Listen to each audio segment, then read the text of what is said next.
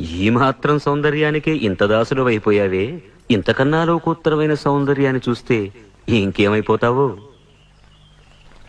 ఇంతకన్నా సౌందర్యమా?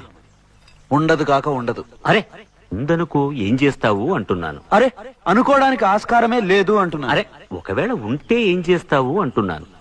ఇంతకన్నా ఆనందప్రదమై, ఆద్యంత రహితమై, అనంతమై, నా హృదయమంతా నిండి నన్ను తనలో నింపుకునే సౌందర్యమై ఉంటే అరే ఉండదయ్యా స్వామి. అరే ఉంటే ఏం చేస్తావయ్యా?